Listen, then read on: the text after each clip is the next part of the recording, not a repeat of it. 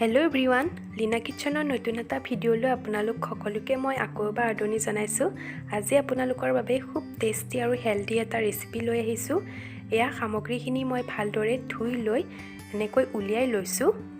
এয়া চাওক, প্ৰথমতে মই মিক্সিৰ বাতি এটাত এয়া মই নৰসিংহৰ পাত কেইখিলামান এনেকৈ দি গৈছোঁ। লগতে মান ধনিয়া পাত দিছোঁ যাতে জোলখনৰ ধুনীয়া গোন্ধ ওলায়। এয়া দি দিছোঁ সিপাৰে সৈতে সৰু মানিমুনিৰ পাত এনেকৈ, আৰু এইখিনি যাতে ভালদৰে পিছা যায় সেইবাবে মই অকণমান ইয়াত পানী দিছোঁ আৰু ঢাকনিখন দি পেলাই মই এইখিনি ধুনীয়াকৈ পিচি ল'ম দুবাৰমান। আৰু এয়া চাওক, খুব ধুনীয়া মিহিকৈ পিছা গৈছে।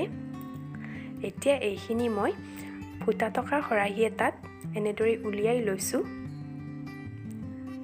আৰু চামুচেৰে এনেকৈ লাৰি দিছোঁ যাতে তলৰ পিনে ধুনীয়াকৈ সৰকি পৰে। এয়া, আৰু বাতিটো এনেকৈ আখলি পেলাই এনেকৈ দি দিছোঁ। এয়া, আপোনালোকে এইখিনি চেকি নোলোৱাকৈও বনাব পাৰে।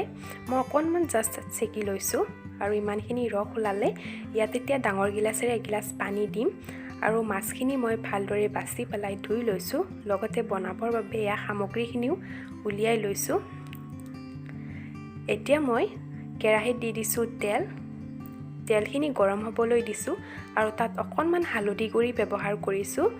লগতে এয়া সোৱাদৰ বাবে নিমখ দিছোঁ আৰু ভালদৰে গৰম হোৱাত মাছখিনি মই দি গৈছোঁ। এয়া মাছটো বহুত পিজলোৱা হয়, গতিকে নিমখেৰে আপোনালোকে ভালদৰে ধুই ল'ব আৰু ইলুটি সিলুটি কৰি মাছখিনি মই ভাজি লৈছোঁ অকণমান। আৰু মাছখিনি ভাজোঁতে সাৱধান হ'ব কাৰণ বহুত ফুটে। এয়া অকণমান ৰঙচুৱা হোৱালৈকে ভাজি ল'ম। এয়া মাছখিনি ৰঙচুৱা হোৱাত মই নমাই লৈছোঁ আৰু সৰু মাছখিনি এনেকৈ ভাজি লৈছোঁ একেধৰণে ৰঙচুৱা হোৱাকৈয়ে। এয়া গোটেই মাছখিনি ভাজি ল'লোঁ। এতিয়া ৰৈ যোৱা তেলতে আলুখিনিও মই ফ্ৰাই কৰি ল'ম ঢাকনি দি অকণমান সময়, আৰু ৰসখিনি মই ইফালে গৰম হ'বলৈ দি দিছোঁ। আলুখিনি যেতিয়া অকণমান ৰঙচুৱা হ'ল নমাই লৈছোঁ। তেল বেছি হোৱাৰ বাবে অকণমান কমাই ল'লোঁ কাৰণ কম তেলতে এই জোলখন বনাব লাগে, তেতিয়াহে উপকাৰী হয় স্বাস্থ্যৰ বাবে।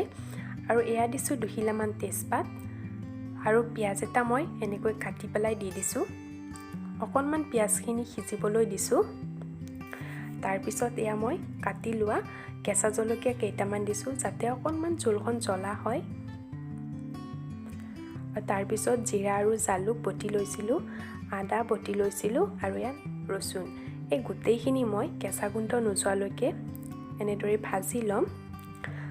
আজি মই এই জোলখনত প্ৰায় পেকেট মছলা ব্যৱহাৰ নকৰোঁ কাৰণ স্বাস্থ্যৰ বাবে এই জোলখন খুব উপকাৰী হয়। কম মছলা পাতি দিয়ে যি বনাম। আৰু এইখিনি যেতিয়া ভাজি ভালকৈ ল'লোঁ, এতিয়া ইয়াত মই উলিয়াই লোৱা ৰসখিনি দি দিছোঁ আৰু ভালদৰে এইখিনি লাৰি দিলোঁ। এয়া, আৰু ইয়াত এতিয়া মই ভাজি লোৱা আলু কেইপিচ দি দিছোঁ। পুনৰ এইখিনি লাৰি দিছোঁ আৰু তাৰপিছত ইয়াত অকণমান হালধি গুড়ি দিছোঁ আৰু সোৱাদৰ বাবে নিমখ দিছোঁ। বহুতে কিন্তু পিঠাগুড়িও ব্যৱহাৰ কৰে, মই পিছে আলুৱে দিওঁ। আৰু এনেকৈ লাৰি দি পেলাই উতলিবলৈ দিছোঁ 2 মিনিটমান সময়। তাৰপিছত ভাজি লোৱা মাছখিনি দি দিছোঁ। সৰু মাছখিনি দিয়া নাই, ডাঙৰ কেইপিচহে দিছোঁ মই। আৰু এতিয়া 7 পৰা 8 মিনিট সময় ভালকৈ উতলিবলৈ দিম আৰু মাজে মাজে এনেদৰে লাৰিও দিছোঁ। আৰু আলু সিজিছে নাই চালোঁ, আলু প্ৰায় সিজিছে, সেইবাবে 2 পিচমান আলু মই এনেকৈ ভাঙি দিছোঁ যাতে জোলখন অকণমান গাঢ় হয়। এয়া,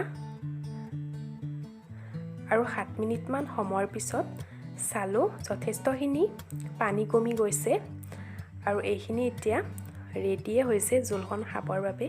এতিয়া মই গেছটো অফ কৰি 2 মিনিট সময় ঢাকি ৰাখিম আৰু তাৰপিছত বাতি এটাত উলিয়াই পেলাই আপোনালোকক দেখুৱাইছোঁ। চাওক ওচৰৰ পৰা, খুব ধুনীয়া হৈছিল দেখিবলৈ, লগতে খাবলৈও ভাল হৈছিল। যদি ৰোগীয়া মানুহ কোনোবা থাকে এনেকৈ জোলখন বনাই খাবচোন, খুবেই দেহত বল পাব। এয়া, আৰু এয়া জোলখনৰ ফাইনেল লুক চাওক আপোনালোকে।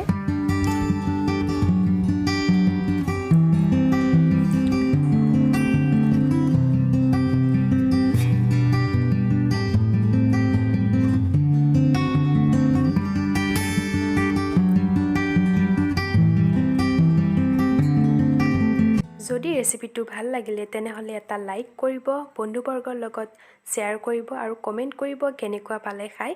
আৰু যিসকল নতুন হয় প্লিজ চেনেলটো ছাবস্ক্ৰাইব কৰিব। পুনৰ লগ পাম আন এটি ৰেচিপিৰ সৈতে।